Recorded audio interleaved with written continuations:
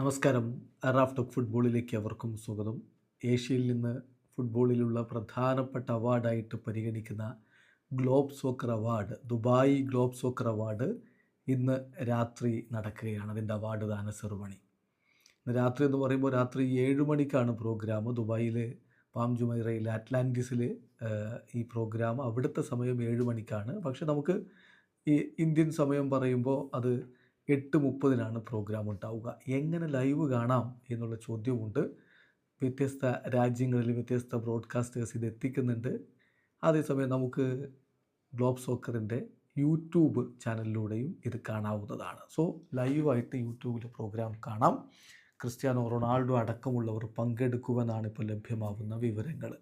കഴിഞ്ഞ തവണയും Cristiano Ronaldo പങ്കെടുത്തിട്ടുണ്ടായിരുന്നു എന്ന കാര്യം ഓർക്കുക.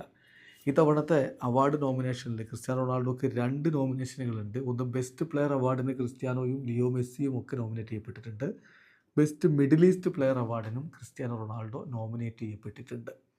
എന്നാൽ നമ്മൾ വിശദമായിട്ട് വ്യത്യസ്ത അവാർഡ് കാറ്റഗറിയിലെ നോമിനേഷൻസ് ആരൊക്കെയാണെന്ന് നോക്കുകയാണ്. അപ്പം ആർക്കായിരിക്കും best middle east player award ലഭിക്കുക എന്നുള്ളത് എല്ലാവരും ഉറ്റുനോക്കുന്നു. ബെസ്റ്റ് മിഡിൽ ഈസ്റ്റ് പ്ലെയർ പുരസ്കാരത്തിന് ഇപ്പോൾ പരിഗണിക്കുന്നത്, അതിൻ്റെ ഫൈനൽ ലിസ്റ്റ് എന്ന് പറയുന്നത് Salem Al Dawsari, Riyad Mahrez, Sergej Milinkovic Savic, Sufiyan Rahibi, Cristiano Ronaldo എന്നിവരാണ്. ഇതിലൊരാൾക്കായിരിക്കും മിഡിൽ ഈസ്റ്റ് പ്ലെയർ അവാർഡ് ലഭിക്കുക.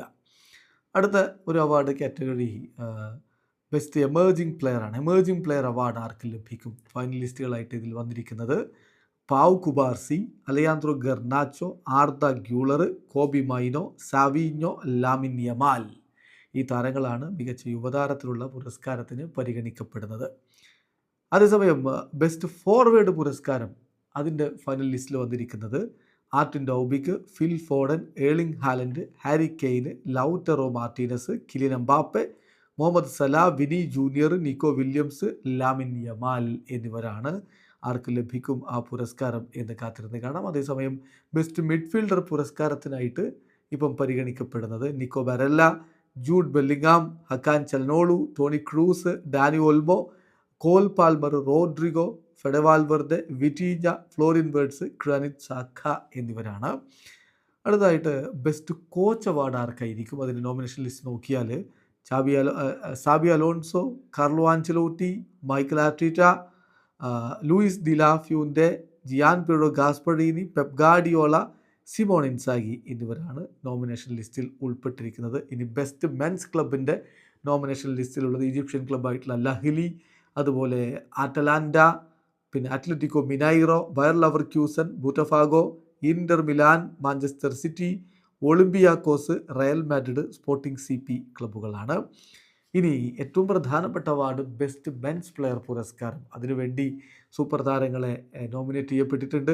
Jude Bellingham, Dani Carvajal, Antoine Griezmann, Viktor Gyokeres, Erling Haaland, Harry Kane, Toni Kroos, Robert Lewandowski, Ademola Lookman, Lautaro Martinez, Kylian Mbappe, Leo Messi, Cole Palmer, Rodrigo എന്ന് പറഞ്ഞാൽ Rodri, then Cristiano Ronaldo, Mohamed Salah, Vini Junior, Lamine Yamal. ഇതാണിപ്പോൾ പ്രഖ്യാപിച്ചിരിക്കുന്ന nomination list. ഏതായാലും കാത്തിരിക്കാം. ഇന്ന് ആ പുരസ്കാരം ആരുടെ കൈകളിലേക്ക് എത്തുമെന്നറിയാൻ വേണ്ടി UAE സമയം രാത്രി 7 മണിക്ക് പ്രോഗ്രാം ആരംഭിക്കും. ഇന്ത്യൻ സമയം രാത്രി 8:30. വീഡിയോ അവസാനിക്കുന്നു. ഫുട്ബോൾ ലോകത്തെ കൂടുതൽ വിശേഷങ്ങളുമായി റാഫ് ടോക്സ് വരാം.